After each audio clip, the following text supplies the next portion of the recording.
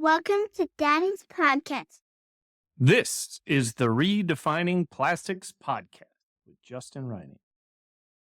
Welcome to Redefining Plastics. My name is Justin Riney. Appreciate you being here today on Christmas Eve of all days. I'm sure everybody is just adamant and excited to hear more about plastics and the plastics world on a holiday. But I've got one of my first subscribers here today and somebody that I've seen a lot on LinkedIn, and we've connected that way, and just the powerful tool that is.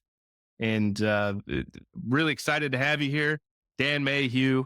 Why don't you let the people know who you are and why you're here today, and everything that they would be helpful for them to know about you.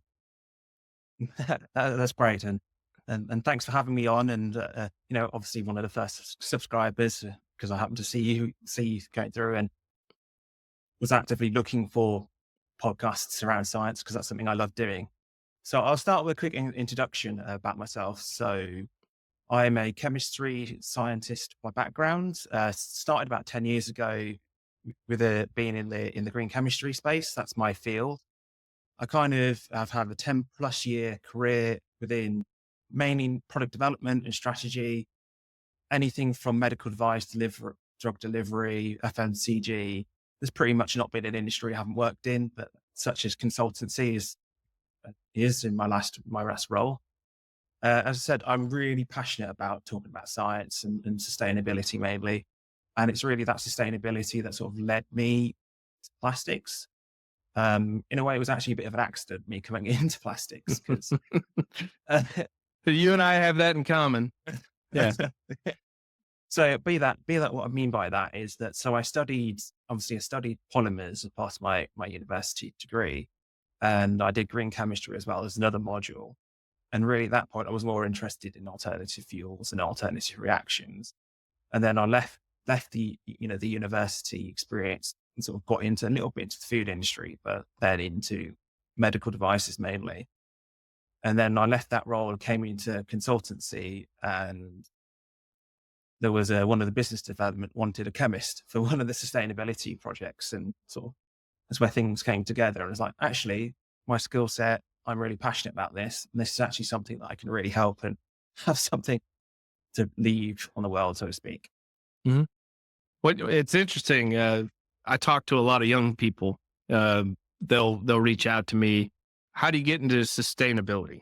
And they say, well, first off, I never attempted to get into this. I fell into it, and specifically in plastics sustainability, but it's my passion now.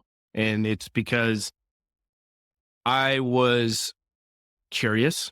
I listened. I asked a ton of questions, and I wanted to learn. That voracious appetite for knowledge. So I think you and I are somewhat kindred spirits here. But Yeah. I really wanted to talk a lot about LinkedIn, because I think not everybody uses LinkedIn in the right way. And I think people look at it as, hey, I'm going to go find a job, or I'm going to just follow the people that I know, and I'm not going to use it to get to know new things or make new connections with other industries or learn new things. Because I do think there's a lot to that. And you and I have talked a little bit about what you're looking to do with LinkedIn, and I like it a lot. So I wanted you to kind of give the people a feel for what it is that you're doing in LinkedIn and why. Yeah, so I tend to agree with you, and actually part of me does get sometimes a bit embarrassed about my use of LinkedIn. And me too. But like a lot of people, I really did start my LinkedIn journey as this is a job platform, connecting to colleagues and jobs. And really, I would say about a year or two ago, I started kind of tentatively putting my foot in about talking about various topics, and mainly sharing news stories and whatnot that I'd find. But I had a resolution at the start of this year, one of my goals for this year, so to speak, was to take LinkedIn a bit more seriously. And there was really three main reasons for that. One, it was, jobs and networking. So it's a good place to meet like-minded individuals. I've met you and Susan Staff is Hmm. another person I talk to a lot as well, and various other people. Um, and also, again, it's really good from an educational point of view as well, that interaction with people, finding good content creators or individuals that share news stories or share insights and generations. And you can add to that as well. And it's a good place to do a lot of continuous professional development and whatnot. And Yeah. also on the third point as well, especially when it comes to stuff like the UN treaties and various policies or various client interactions that you might have, it's like a good starting point to say, this is my work, this is our work. I know you from this. I've not had to go to some sort of conference and spend a lot of money or have that dreaded happening, the pain of actually traveling somewhere from a greenhouse point as well. Yeah. It's a Yeah. good green way to do it because you don't have to go to conferences and you don't have to go and travel. And yeah, as I said, it's really for me, I've got a lot about it. And actually, the other final thing I'll say about it is, as someone who's done a lot of work in the consultancy space and is used to communicating with clients, I've actually found it really useful to sort of hone my English skills and whatnot, and actually hone how to communicate and how to actually communicate science. So I've always been good at that anyway, but the more and more you do it, the more repetition and the better you get at it. Yeah. And I agree with you wholeheartedly. One of your posts recently you put on, and it got some hate, right? Because it was pretty pro plastics, which is, it tends to happen. You get some people on there that don't like that. But I thought you communicated a very complex subject in a way that the layperson can understand. And I think that's a talent that not a lot of people have. I think it's talent that I'm trying to hone, because the one feedback that I get from doing this podcast is I'm either too corporate or too high level, and I need to get down to more a consumer level. And I'm working on it, right? Like, I'm trying to get better Yeah. every single day. But I think that's a skill that you have that I wish I had. And that's why I like interacting with people like you, because then I learn. And the one great thing about doing a podcast, and I've told this to a lot of people, you learn doing this every single conversation that I have, because I'm huge on conversations. I'm huge on listening. And I want to listen to guys like you, or women in the industry, or even outside of the industry, and learn something new every day. But the one thing I will say is, you and I had similar goals at the beginning of the year for LinkedIn. I think I had 800 connections at the beginning of the year or something like that. And I've doubled my follower count in a year, because I'm actually posting and interacting with people now. And before, it was more just I'll read news stories, I'll keep in touch with other people. I wasn't engaged in it outside of consuming.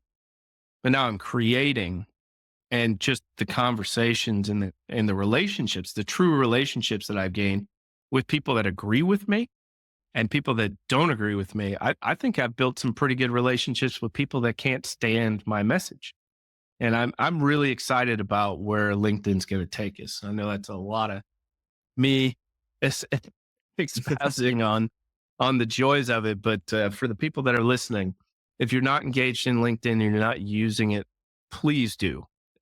You have a voice, get out there and talk, meet new people, learn new perspectives. I could not say that more vocally, vociferously, however you want to say it. But yeah, love to have you on. I appreciate you being here. I've enjoyed our conversations back and forth, but the way I start every one of these podcasts is one question. What do you think of when you hear the word plastic? So what I think about is an incredibly amazing material that has revolutionized our living standards, be it it's almost touched every part of our life. It improves medical devices, our literal consumer behavior when it comes to packaging, improving our food infrastructure. But let's not be blunt. I also think that it's been a byword for lazy design. And it's also highlighted some of our major issues within the waste structure. Okay. And it's highlighted some sort of, the negative aspects of human behavior.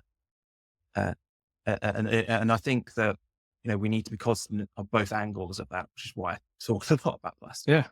So you're talking more of from like a consumerism standpoint, just overconsumption, or So I think there's an element of overconsumption okay, to this all. And I do think some of it is guilty. We're all guilty of that. And I don't blame consumers for it as well. We all like standard of living, yeah, look right there, yeah, I'm guilty of putting lots of plastic from various CDs and physical media, even though I've got streaming and whatnot.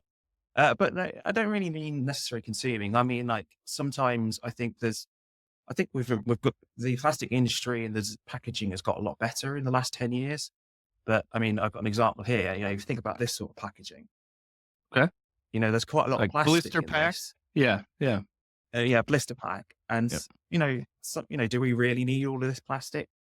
Is an example of The like, packaging company will tell you you do because they're they trying do. to. It's like the security of it, like the making sure people can't Security steal it. like, exactly. Your point But I mean, stands, though. I think it's a good question to ask. And so that's what I mean by that. And sometimes I think that because certain things have worked and we develop things, we sort of think, oh, okay, that works. So let's move on to the next thing without sometimes thinking back and going, but do we really need this? I mean, I always think reduce, if things aren't there, they're not going to get into the waste in the first place. But that's why I'm really, I tend to talk and be pro plastic because I think it gets a rough deal, but I don't think it's sometimes the ultimate best material at places. I agree with you. There are applications that plastic shouldn't be involved in. I love plastics. I'm in the industry, but there are uses of it that I think we can get rid of. I will not shy away from that. Exactly. And as I said, we for a long time have said plastic is recyclable, and it is. Let's be real, it is recyclable in majority of cases. But I think that's been a sort of, it is recyclable, we'll make things more recyclable. We haven't actually really thought of a circular nature, when it comes to design. Are the plastics that we're using ones that are actually widely recyclable? Are we investing in our waste infrastructure, or are we finding ways of upcycling where recycling doesn't make sense, from a commercial standpoints and stuff like that? Yeah. I was in an argument on LinkedIn, I think 2-3 days ago, and it was about the circularity of plastics, because my goal in my day job is to increase recycling of plastics. That's what I want to do. That's my passion. So we're about to start an organization called the Polystyrene Recycling Alliance in North America to expand access and rates for polystyrene recycling, both rigid and expanded. We're not high enough today, but we want to invest our own money as an industry to make that happen. And I think the industry has a PR problem in the fact that everyone thinks that none of it is recyclable. We need to make the system better. We need to invest in new technologies for recycling, and we need to actually recycle these materials. If we're going to say it's recyclable, because let's be real, all thermoplastics are inherently recyclable by nature. But are they actually getting recycled? That's the part where we have to come in and make it happen. And if we're not going to make it happen, we got to stop saying we're going to. Because if this isn't our passion, this isn't really what we want to do, we got to stop with that, because we're going to lose more and more trust with consumers. People already think that we're lying to them. But if we're not actually going to follow through with what we say we're going to do, what's the point? Why are we doing this? Might as well just go 100% paper with everything at that point, right? But yeah, I do agree with you there. And it's one of my greatest frustrations. So I'll say this from a UK perspective, because that's the market I'm in. I'm in the UK here. you raise a good point about EPS and polystyrene and whatnot. And because even in a good system, we've got a much better recycling system You do. than America does. Mhm. I mean, not to try not to be too negative, but America is decades behind the UK. And I do say this is England, being in England, that is actually one of the worst recycling of all of the 4 different areas of the United Kingdom. If Mhm. you want to follow any real good places of government, the Welsh government, they've got it down at the moment. They're doing really well and Mhm. whatnot. But EPS is an example where we're not recycling even here. I can't recycle with my curbside Yeah, the curbside part bin, of it is difficult, uh, right? Because and it just takes up so much and space. Yeah, well, space, and it's the it's light. economics when it comes to Yeah. EPS. It's light. It fills the space. Actually, it's been really well optimized. We've done almost too good of a job when it comes to virgin plastics, Mhm. which is why I'm quite passionate about upcycling and using it as a base for something else. And actually, can we make, these, effectively it is a circular, you take it from a circular point of view and think it more as the raw crude oil more than polystyrene. I mean, was some really good research about making perfumes from polystyrenes and stuff like that. Hmm. But, when it comes to what you're saying, the wider point, especially about the industry, is I do think, and governments here aren't doing enough to counteract some of the arguments, which I think are kind of legitimate, but aren't. Plastics can be recycled. They are actually recycled a lot more, especially in England, a lot more than you think. And then people want to let be honest with each themselves. But we're not doing well enough. We're not investing, and sadly, we're losing the argument. Mhm. And it's no wonder people don't trust it when you've got the psychology of seeing constant negative reporting about stuff, and when you have industry not being honest. Yeah, and I struggle with that a lot because I'm in the industry. I want to be 100% honest with people about where we're at. I think in the US specifically, rigid polystyrene, we got some work to do on a lot of different things, but 30+ % of Americans have access to recycle at least one polystyrene item, which is way more than people would think. EPS is actually recycled at a higher rate, specifically transport EPS is recycled at a much higher rate than even like PET bottles in some areas because of the Makes sense. collection at distribution centers. It's densified. That densified material is then sent back to EPS manufacturers who then actually recycle it. We need to do more of it. We need to expand more of that. But the story behind EPS transport packaging is pretty good one. But And that's good. we struggle with the fact that people see foam cups floating in a river on a beach somewhere. It's emotional. It connects with people, and it's a tough thing to fight against when when people can see it. That's the hard part, I think. Yeah, I'd actually like to follow up on that point because Mhm. as someone who, so my family grew up in in a rural air environment. I've grown up with that sort of sense of environmentalism through my, it's my family as well. And that lot. I mean, my father is actually works in sustainability from an energy improvement standpoint. But I actually do agree with a lot of that because I do think, in one sense, it is sad to even see one cup, floating Yes, around there. And I understand the emotional connection, and I'm not happy about it. I want to see it out the damn rivers. agreed. Um, and I hate seeing it. But the truth is, when I walk around my area, I mean, my area is pretty good. We've got good volunteers that clear up litter, but it's the cans as well that annoy me and whatnot. And and you raise a good point about what you can't see. I mean, even within the plastic space, I mean, Chris Diamett, I think that's how you say his Yep. name, Yep. raises a good point a lot of the time about, a lot of the plastic you actually see, that cup that's floating on top of the river. What you're not seeing is the fish depth underneath. You're not seeing all of that side of things and the actual large amount of plastics that are actually in the river. And also what you're not seeing is the amount of concrete that can be spared in there, the amount of metals that we've got in the river. I mean, if anyone I'll recommend a really good YouTube channel that actually does this. It's called Bombay Treasure Hunters. And what they do Bombay is they do treasure magnet fishing. hunters. Okay. Treasure hunters. So they're based in the Netherlands. So that's partly why my connection. Anyone who knows me knows I love the Netherlands. Okay. But they do magnet fishing. And what they do is they basically, you have a magnet on a rope and they throw this into the canals in and around the Netherlands, and they pick up any sort of crud that's metallic that's on the full bed.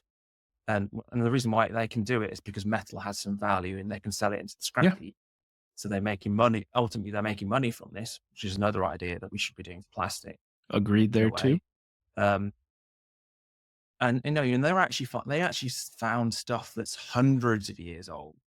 They found cannonballs or square nails from like the 17th century, and they're finding swords, all of these really fun stuff from like hundreds of years ago that's been down in the canals for all of this time. And this is man-made materials that we are putting into the earth, so to speak. And I mean, you think about archaeology at the end of the day, that's man-made materials that's in the earth. The vast majority of people aren't seeing this. Yeah, I'll put a link in the description to this Bombay Treasure Hunters. You're going to have to send that to me on LinkedIn with the exact link, and I'll put it up here. But that sounds interesting to me. I love that kind of stuff because most people don't know this. But they're brilliant. My background, my undergrad is in history. And so I love like archaeology. I love all that kind of stuff. So anything like that's right up my alley. So I'm going to have to check that out. But yeah, that's good. I mean, so we talked a little bit about the sustainability, but it sounds like it's a family passion for you because you're saying that your dad's involved, you're involved, which is great. We need more people that are focused on protecting what we have and being good stewards of resources, making sure that we are reusing resources, all of that. But it's become a focus in the plastics industry over the last decade or so. So how do you think that's changed the industry? I know you're not exactly in plastic production per se, or in a resin manufacturing company or anything like that, but you've been around it, right? How do you feel like it's changed the industry? Well, so the first thing I want to say is sustainability also encompasses healthcare as well. Okay. So just want to that lot, and that my parent, my mother and my sister actually are in healthcare as well. So it's a bugbear of mine when people think of sustainability as just about stewarding the earth. It's actually about stewarding humans as well. And making sure that it's Development Goals, like financially feasible too. There's the three pillars: is you got the people, you got the planet, exactly. and then you got to make sure that you have profit too. Otherwise, it's not going to work. Yeah, exactly. So that's just a side, but just something I want to bring up because it bugs me when people talk about sustainability. So as I said, I kind of actually really fell into the plastics industry and that by accident, really. And I was about 5 years into my career. So really, I've only actually been into sort of the plastics and the plastic adjacent industry since around 2020. Okay. But even then, so that was really when you started to see the sort of being, I don't want to say anti-plastic because I don't think that's the right term of phrase, but the effort around sustainability in that space. The big, David Attenborough came and did the BBC on the BBC and that lot, and there's been big focus in Parliament. So I sort of, in a sense, the reason actually I entered market because of that. And that's one of the changes I have seen in the sort of 4 or 5 years that I've been in it, is like, there was around that sort of time, there was that sort of a lot of companies, having big ambitious targets. And you've seen some progress in that. So Coca-Cola in 2021, they're now 100% are PET bottles. Mm-hmm. More recently, they've got in the UK and the European Union, 10 bottles. which with the even though caps the that don't evidence come really off, around right? Yeah. with the cap, Yeah. yeah, exactly. Even though I think the reasoning for it is a little bit dubious. I haven't seen the data so much around littering, but actually it's been a positive on the other angle because you now have to have it tethered. It means you don't have to necessarily, when you open it, you don't need the same forces because it's a hold, and it actually has allowed a lot of lightweighting. It's actually reduced the amount of plastic that's actually in it. And then in a sense, it's also done stuff make sure that both materials are the same and whatnot. And I've also seen other things in HDP where, milk bottle caps are now clear and now they can be 100% recyclable, and these really good trends that we're seeing along that end. But I'd say in the last year, we've actually seen a bit of a roadback in that. And I think it's because there's been a bit of a sort of a realization Yeah. that some of these targets were a bit too ambitious. And actually some of the stuff that they promising were a bit, I guess, too ambitious. You can't achieve them in their goals, or actually it was the wrong goal to have. Yes. These, here's another set of goals, as we've learned and that lot. And I would say the other area, I think, in a negative sense, is recycling. I think there's been some really good progress, but especially as we've sort of reached the economics of the world at the moment, following the war in Ukraine, the various different inflationary that's caused, and the general economic slowdown is, the financial availability of running recycling and the sort of the vibes-based economy that we have now, where, people don't necessarily trust recycling, and it is having a really big knock-on where we are seeing recycling centers close down. Yeah. Recycling centers being, in a sense, struggling financially and not getting the support they needed. Yeah. To counter that, as I said earlier, the Welsh government are doing some really good changes, and actually they've really improved their recycling infrastructure, and they've actually really, they've introduced a load of whole new stuff around business and commercialization, and and you're seeing this as well, governments and more standardization of policy between jurisdictions. I think the UN Plastics Treaty is a good thing in if we actually get it right, because if we can, have standards that are worldwide, it actually focuses in on actually having proper waste management system, Yes. better waste management systems. And actually, again, it's around the standards for me. And, that's where I actually do see the future of plastics going, is hopefully more standardization and stuff like that. Yeah. It's always good to see when municipalities, state governments, or federal government get recycling and that it's holistic. You got to make sure that you've got demand for the material on the back end. So you have to make sure that there's a business to consume the recycled material, that consumers are going to pay for it. So when people bring in the right experts to ensure that that whole cycle and the whole circle is there, it's great to see. It doesn't happen very often. It seems like it's more about, we need to collect more. We need to say you have to have a 30% recycle rate in order to sell this material. But they don't think about how they're actually going to get there. And they don't put the pieces in place to make it viable. And so it's good to hear when people do that. Yeah, I'm with you. I'm with you on that. And actually, I think some of the problems is that we don't learn the lessons and successes of various jurisdictions. So, Japan is brilliant at recycling. It's got really high rates. And ultimately, if you actually look at the success, one is a bit of a cultural thing. Anyway, they are very, holistic. They can like a lot more caring for one another and less individualistic as a society anyway. But, this is one of the things that the Welsh government recently did, is they actually made collection easier. Yes, you have your multiple different, separation of the various different waste materials, paper and all of that, glass and that lot. And, they've done a lot of focus more on the business side of things as well. So helping businesses with their collection and whatnot. And in most areas, the business side of things aren't even talked about.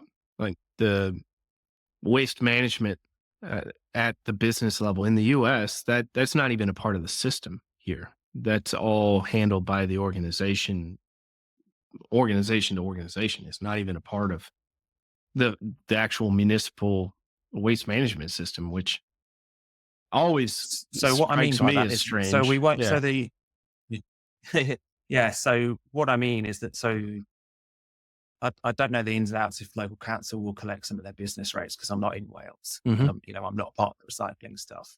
But what I mean is more from a legislative standpoint. So they basically put the rules in the place that businesses have to do this and they have to follow these rules. And here's how you do it. And here's the best practices and whatnot.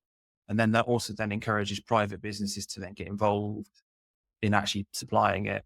And it basically is creating a demand, the demand and supply in a Yeah. way through legislative practices. Yeah. And So I agree with you on the UN Global Plastic Treaty. I've been very critical of it for a lot of reasons, mainly because I think the focus isn't where it needs to be on making that everything you're talking about there that Wales is doing. That's what needs to happen. New infrastructure in third world where there's not even a waste management system in a lot of these island nations, and people are just dumping all of their trash, not just plastics, all of their trash in illegal dump sites. And first monsoon comes in, all that stuff's out to sea. And then it washes up on a beach. We can fix that. The industry needs to be involved in fixing that. We need to support that kind of effort. And I was hopeful with the UN Global Plastics Treaty that would be where we went with things. And it's not exactly there right now. There's still time. I'm hoping that becomes a priority rather than production caps and things like that, because I think the benefits of plastics outweigh the negatives if it's handled correctly on the back end. If we actually do what we say we're going to do and collect it and recycle it and make sure that it doesn't end up in the environment, plastics are great. And I've seen a lot of people within the industry say, well, we shouldn't even care about what happens at the end of life with plastics. I said, that's the exact wrong thing. You've lost the battle and you've lost the war because everybody cares about that. You may not, because you have some science that says plastics is better from an LCA perspective and we should just incinerate it or whatever. Consumer doesn't want that. That's what matters. And if the consumer doesn't want it and doesn't trust you, they're not going to buy your product. Pretty simple. yes, I agree with you from a consumer point of view. And I think that's a valid argument. And I shudder in a way when I hear people say we don't care. We've got the LCA, and LCAs are good for plastics. Yeah. Let's not beat around the bush. They prove that they're better from a greenhouse, and they're not gas truncated, point by of the way. view. And I've seen people come and say, well, it's truncated. No, that's cradle to grave, all the way from wellhead of where the fossil's coming out, all the way through to customer, consumer, and then that's the LCA we're talking about. This isn't just picking and choosing Exactly. data. Anyway, sorry for stepping on you there. Yeah, no, that's perfectly fine. But there's a phrase an ex-work colleague of mine said: "There's no such thing as green. There's only greener. It depends on how you define what greener is." And yes, LCAs prove that they're good, and I believe that in a lot of cases.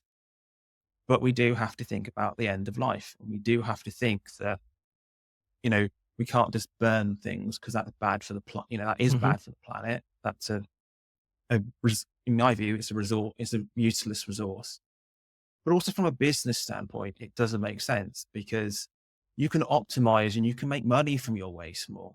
Stop having if you have a linear mindset and think that your only product is going to be, you're a plastic manufacturer, you make virgin plastic, that's only going to be your revenue stream. And the truth is that is that's a singular product in a way.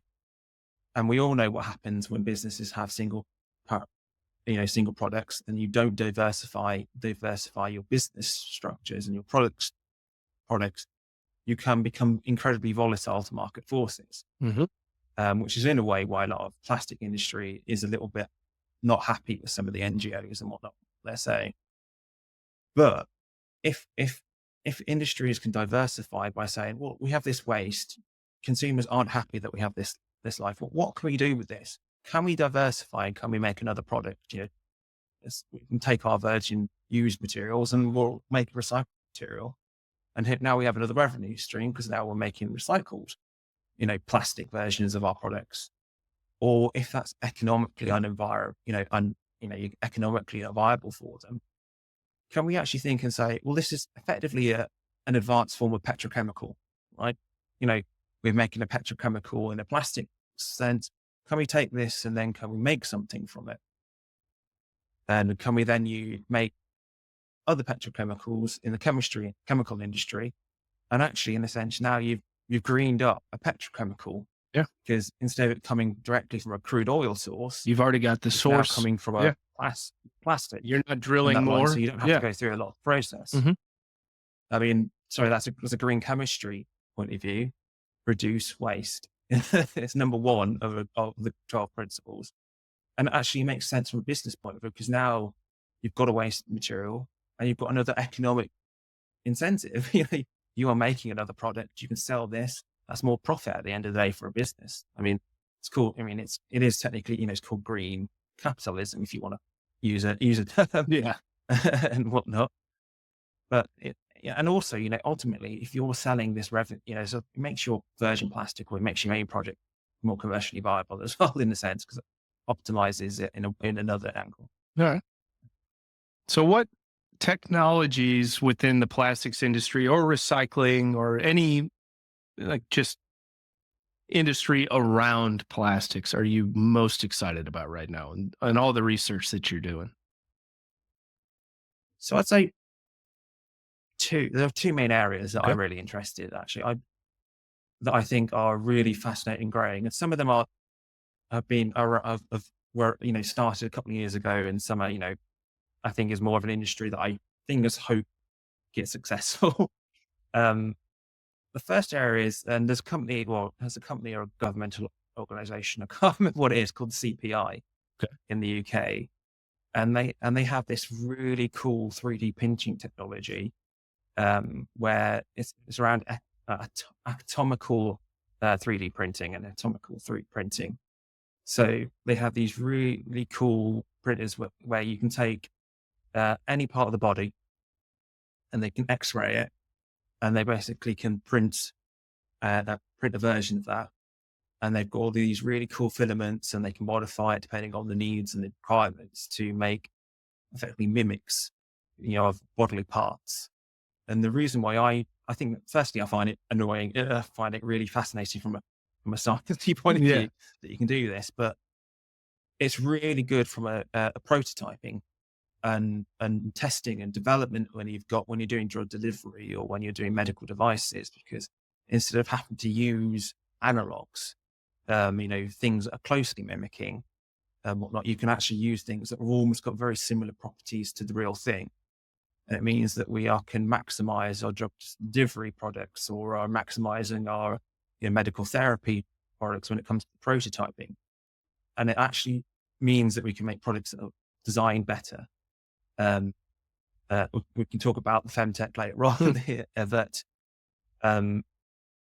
those sort of things can actually help femtech because it means you can actually make, in effect, analogs of female stuff and make that a lot better, and improvements of femtech as well. You're gonna have to explain to me And what what femtech is, because I got nothing on that. So I can explain it later on. Yeah, if you want it. All right. But femtech is basically female technology. So it's a new field really in science, which is mainly, it's focused at the moment more on healthcare. It's more in the healthcare and medical diagnostics, but it's that there are a lot of products that are really only developed for men. Mm-hmm.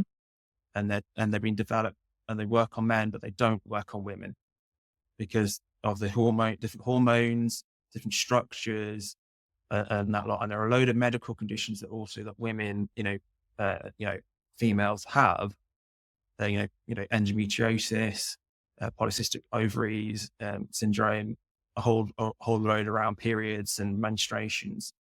that are often very ignored or not spoken about. So they haven't had a lot of technology and science advancement put onto them, and now they are. All And right. it's this really So it's growth exactly what it area sounds like. and Female whatnot. technology. All right. Yeah, I exactly. learned something new today. Yeah, so that's good. I mean, the pace of it is amazing. Like even we'll talk about it later on about what am I interested about outside the plastics. Yeah. So we can That's circle actually the back next later on into our question. conversation. That's the next question. So you can jump right into it if you want. Because to me, like, I know that you're more multifaceted than just focus on plastics. So what else? What other new technology do you think really is going to drive humanity forward? It's just something new, like from a futurist standpoint. What are you excited about? So that area is exciting me because it's the amount of progress that we're making in such a short amount of time, actually. So as you said, so I said earlier, I'm in the medical device space, medical therapy and plastics. I've done loads of industries, mainly, as I said, product development. And one of my last projects at CDP was we were looking at ways of revolutionizing period care. So at the moment, and it's, as I say, sustainability aspect about this is, you have your tampons, your sanitary towels and whatnot that are single use, typically single use. And there's a lot of more reusable materials into the space. And this client came to us and they basically have a period plant in effect. And one of the things they wanted to do was we were doing a tech scoping, tech landscaping, seeing, where can we take this going forward? And one of the aspects that we had is, could we introduce or put something into the pants themselves that acts as some sort of medical device or some sort of medicine? What can we learn? What can we learn from the period blood that can help improve the patient outcome? And this is about 2 years ago. And there were certain really stuff that I found really interesting that I asked and did science reviews and said, here we go. And only about a week ago, there was an advancement someone's made in this whole company about that actually you could use period blood to monitor someone's vitamins outputs and whatnot, and look at the vitamin improvement and how that helps in the healthcare for women over vitamin management and stuff like that. And that's only really been in the last 2 years that's the scope and how fast it's gone and whatnot. So, that's one fascinating area. I got to say, and I did not anticipate this ever being a topic on this podcast, but it's interesting. So let's go where it goes. Yeah, exactly. As I said, I'm fascinated. I've got interests and I just like learning, really. And as I said, improving the lives of people. Which goes back to my point about that sustainability is not just about the earth. It's also about monitoring our health of everyone and improving people. Yeah. But the other area that I'm really interested in is life sciences in general, diagnostics, the amount of speed of improvement of cell and genes that are going, gene therapy that's going ahead. Only yesterday, like last night, I read a really cool article from the University of East Anglia are developing new at-home prostate cancer tests that can detect prostate cancer earlier and whatnot. So, and as a Brit, we're leading the world, and it's always fantastic to see more and more stuff from Britain. We're leading the world, and we'll see how that goes. Yeah, I think the only thing we lead the world in is obesity or something of that nature. Like we got to get back to being great at things again. It's been a while since the U.S. has been known for anything other than that. But so that is true, and there's a lot of stuff I can talk about that topic because I've got. I think I've already pissed off everybody in the U.S. I don't need to add to that by pushing that conversation further. No. What I mean is more from a chemical science and safety point of view. I've learned a lot about that in the past year, about effect in about actually some of the stuff in that space is actually a bit of a lie. But I will say to your point about what America is known for, innovation is something that you Yeah. are really good at. Yeah, One I thing that was mostly joking as a when I UK said the obesity thing. I know you. I know you were. Yeah. I know you were. Yeah. but one of the things I am jealous in a sense, and I wish that we as the UK were good at, and a good friend of an ex-work colleague is working with the CPI and has done a lot of work on this, is in the UK, we are really good at university level and really good at university research.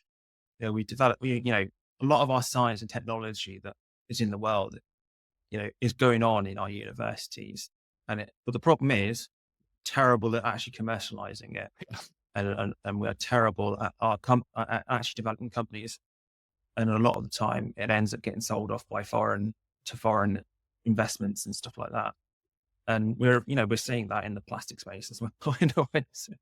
Yeah, I meet with kids all the time. I get research groups that constantly reach out to me it's a group of 4 PhD students or something like that. They've got this brand new idea to make a sustainable material to replace plastics or anything. And I'm looking for the best solution. So if somebody comes to me and they've got a product, and I'll look at it, and I want to talk to all these people, because half the time they're really, really smart kids and they could be useful for our industry. And there are so many smart yeah, individuals out there, isn't there?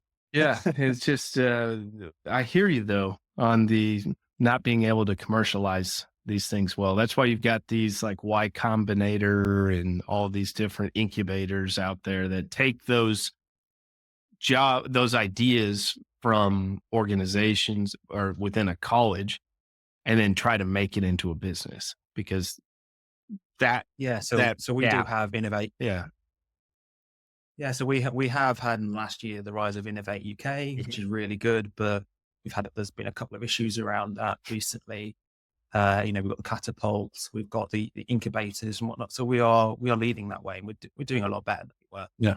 But even though I know that change can take is slow progress, but as a millennial and whatnot, we want things a bit faster, don't we? Yeah, I struggle because I'm a millennial too. And I guess as years have gone on, Gen Z gets a harder time than we do. But I used to always bristle when people started talking about millennials, because they just assume that we're lazy or we don't do this, we don't do that. But I think that's kind of gone away now, and which is nice. Of course it does.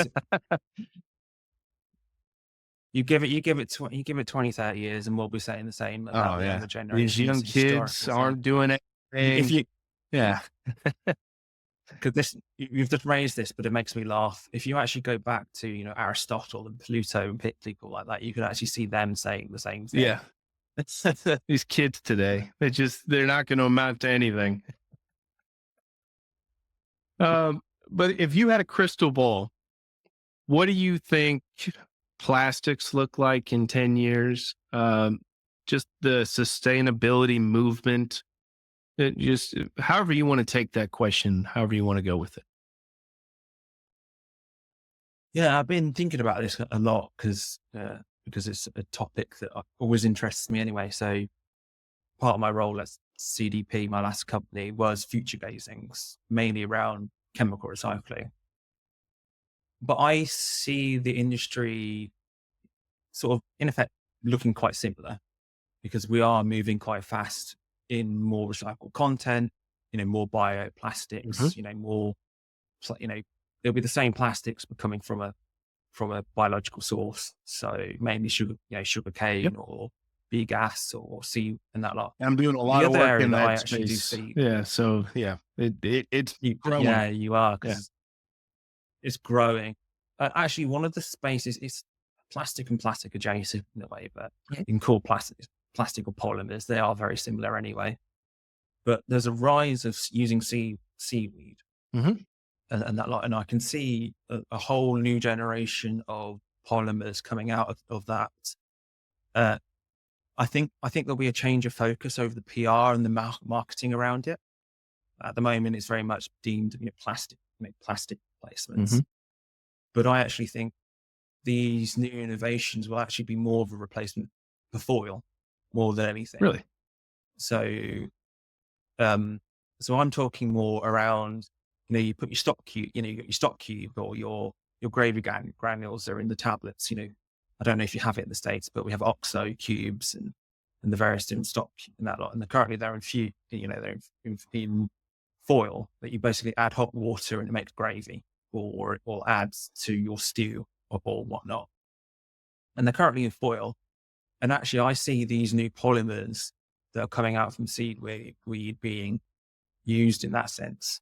So you give them the correct oxygen barrier and the moisture barriers, and you basically wrap it in there. And the reason why I think it's a good move is that you can design them so that when they go into your gravy or when they go into your stock, that the packaging dissolves alongside Just becomes part of the your food material, and it becomes part of the food. Mm. And another really interesting area that I did some work in when I was at my previous role is in the confectionery space and the vegan meat alternative stuff. So there are certain confectionaries that have elastomers in. I'm not going to say too much. I'll hint at what it is. I don't break NDA. But certain products that have elastomers and certain, that side of things that at the moment you consume them and you dispose of them in a manner that mean they'll end up littering everywhere, and they're really hard to recycle because of the mannerism of what they are. And, moving towards more biodegradable materials, mainly hopefully in the alternative meat, but it's a real big challenge to do that. So they either biodegrade so that, someone spits it out or chucks it on the side of the road, it sticks or gets stuck to something else. It then breaks down in the natural, or you could swallow it and then it becomes a nutrition, part of your nutrition. I love the idea You of can do the wonderful things around using seaweed-based polymers in food. I think that's a great idea. If somebody could figure out how to make that work, because the barrier is always the biggest part, right? Because foil, the reason why foil is used in packaging is because they need either oxygen transmission rate or WVTR, so water vapor transmission rate. They need to reduce those things, which is why they're used in flexibles and also, or whatever. Yeah, and also in a way, if you want the product to dissolve in water in your food, you don't want it to dissolve in the air. So it's going to be a challenge, and it's a pipe dream more than anything. But there are some good companies. Exemplar is doing some work in this space. Sario is another really small, it's Cambridge University spin-off. It's working around in Cambridge here at the moment. There's a bunch of others. There's a list of them that are doing wonders in this space at the moment. So that's where I see that sort of thing. And in a sense, I can see more generation of, they are plastics at the end of the day, because plastics are just man-made synthetic fibers. And that's what the definition, but you can call it a polymer if you want. But I see the more of that sort of stuff. And I think the advancement of 3D printing and actually the use of 3D printing to extend product life, how cheap 3D printing, how cheap 3D printing has become. I'm using, you watch YouTube. I watch a lot of YouTube, reinventing and, making old, your C4, C64s or your ZX Spectrums from back in the day, or your old IBM compatibles and whatnot. And, where the plastics has started to get bristled and it's broken and you don't have the door anymore because it's broken and it's snapped or someone incorrectly, broke it, and you can 3D print that part and it's making it. And that's just I'm talking about the restoration, but let's say, TV behind me or, some product you've got in your house breaks, if a smart enough individual can 3D print a plastic part and now you've actually repaired and the repairability of the product. And 3D printing of the plastic industry is making that possible. And it's becoming incredibly cheap. You can almost have a cottage industry of repair companies with 3D printers if the person's not really technically advanced, that they could make some money on that. So we are seeing that. We are seeing that. So we are seeing that is I don't know. I've never used the services, so I don't know if they use the 3D printing, but we have in the local area repair cafes. So we have repair, so local, you go to the local site, local community center, or they'll go to the local, you call it a mall in America. Mhm. Don't you? Well, You those call it don't a even shopping really centre here. exist anymore, but But, yeah, something like that. Then well, we still have shopping All right. centres in the UK, but you take them to the high street, or you take them, or to your, if you're in a business park and whatnot, and you can basically take your part to these things and they'll repair it for you. It's really good thing to extend the use life of products. But I think you can do that with 3D printing now. You couldn't a few years ago. I've been on a kick recently of, if I've got some piece of technology and it's broken, I'm going to do everything I can to fix it. Like we talked when we first jumped on here, my Mac that I'm using, I can't replace the screen because it was broken in shipping, but it still works. So I'm going to use that thing until it stops working and I cannot repair it. And I think consumerism is a big problem globally. It's becoming a bigger problem in Asia as Asia becomes less developing nation and more developed areas. We do not need a new cell phone every year. Please, Apple, Android, please stop putting out a new product every year, because people are going to buy it and you're good at selling it. Please stop doing that. It's insane. We do not need a new iPhone version every year. It does nothing. It's practically the same product, just repackaged. Please stop doing that. It's such a waste. But anyway, that's my PSA for the day. Stop it. Is really what, if you get anything from this, from me, stop doing that. But are there any other topics? We've talked for an hour already, which I knew was going to happen. We were just going to get into things and just start talking. But is there anything that we missed that you really wanted to point out, or that there's something that you're really burning on that you'd like to talk about? Yeah, I didn't realize how long I'd got, but as anyone knows me, I'm passionate and love talking about science and whatnot. So any excuse to talk about it is always good.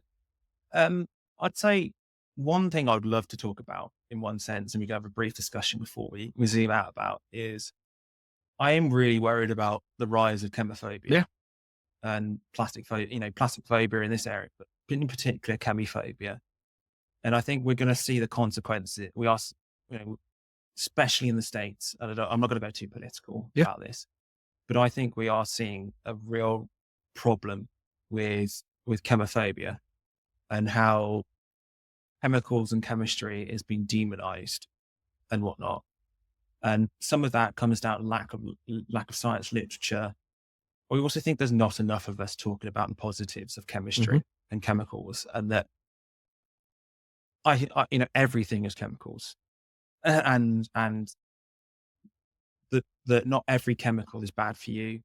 Even bad ones, as toxicology. The poison makes the dose. Yeah. I have a really good LinkedIn post about this. If people want to read it. Yeah, and I'll link it. I'll link it in the conversation. An apple contains formaldehyde, which is a cancer causing Naturally material. We have naturally ourselves in our bloodstream, as we are talking, have formaldehyde in us, and that lot. So the final thing I'll say on this topic is the natural fallacy is a fallacy for a reason. Not everything in nature is good for us. And just because something is natural doesn't mean it is inherently better than a synthetic version. I think that ties in well with plastics. There are lots of metals that are incredibly toxic for the environment and bad. And heavy metals, paper. Exactly. The paper industry uses a lot of water and nasty chemicals. Uses just hang out in a paper mill for a day and you won't want to use paper ever again. That's one thing I've learned, because I used to work for paper companies back in the day. It's gross. Yeah. And I'm not saying that the plastic industry is saint in this. No. I know it has loads of economic issues, but the fact is that it's synthetic is not the reason why these things are bad. No, I think it's a great conversation. I've seen a lot more noise on LinkedIn recently fighting back against the chemical phobias or however you want to describe it. And I think it's a great thing and it needs to happen. One example, everybody is afraid in the US right now of styrene. So I'm in the polystyrene industry. Styrene occurs naturally in strawberries, cinnamon, multiple other products. And the material, the natural parts per million in those is the exact same, or even in some cases higher than what's left over in polystyrene, because there's not residual polystyrene or styrene in polystyrene. But everybody's so worried about the styrene that goes into polystyrene. Then they don't think about the fact that it's naturally occurring. It's all over the place. It's all about the amount. So there's what is it? The risk or the It's the dose makes the poison, and then it's the hazard versus risk. There is always that conversation. Yeah. I think it's a good conversation to have. I think it's important because chemistry makes everything possible. And the synthetic, there's some synthetic chemistry out there that's some nasty stuff. And we have regulatory bodies in each of our countries that protect us from those things. And they set standards. And the plastics industry and every industry has to live by those rules. And we have to make sure that we're not using too much of certain chemicals and there's no risk to the products that we're using. And that it's important for people to understand that there is no risk in using a plastic product. There is no risk in using paper, even though it uses nasty chemicals. At the end of it, the material is not dangerous. Stop being afraid of everything. I think it's the easiest way of saying it. There's that. I totally agree. And also, I would also like to say is that we're constantly evaluating. It's constantly moving. We're constantly changing. It's constantly being taken to new contexts. So, we're not just saying something is safe because it was safe 20 years ago. Things are being constantly moved and evaluated. It was just the natural process of things. Yeah. So we're now at 1 hour, 3 minutes of discussing, which I think is probably a good time as any to put a pin in a discussion about plastics and science, because I think that's about as far as we can keep people interested. But I did want you to have an opportunity to tell the audience how they can get in touch with you, any other ways that they can find what you're doing. Obviously, LinkedIn, I'll put a link in the description of both the audio and the video to get to your LinkedIn page. But is there any other way that they can get in touch with you? So at the moment, predominantly LinkedIn is the best way. And that has all my contact details as well. I'm kind of in the process of changing my email to more of a business and having more of a business fronted email instead of my own personal way. Even though I'm not, I don't have a business myself. This separation personal from work, work-life balance and all of that side that I but if I'm going to preach that, I'm going to do it. So LinkedIn is mainly the best way. And so everybody will see the link in the description below. This has been a lot of fun. Like I said, it's going to be Christmas Eve when this thing comes out. So happy holidays to everybody out there. It's been a pretty crazy year for a lot of people in the plastics industry. So I hope everybody gets to enjoy time away. I hope you get to enjoy some time with family, Dan. And thank you so much for joining and for the support of the podcast. I'm going to reiterate, you are the third subscriber to the Redefining Plastics podcast behind myself, my wife's friend. You were the third. So thank you for that. Thank you for the support. Thank you for the conversation through the year, through LinkedIn, and long may that continue. And I wish you all the best. So thanks so much. Well, thank you and happy holidays to you and your listeners. And I look forward to other episodes and seeing what the other conversations are too. It's always a fun and exciting Awesome thing. Well, this has been the Redefining Plastics podcast. My name's Justin Riney. Happy holidays. Everybody have a great night. Thanks so much for watching the video. Please click on one of these other links, like and subscribe. Appreciate the support.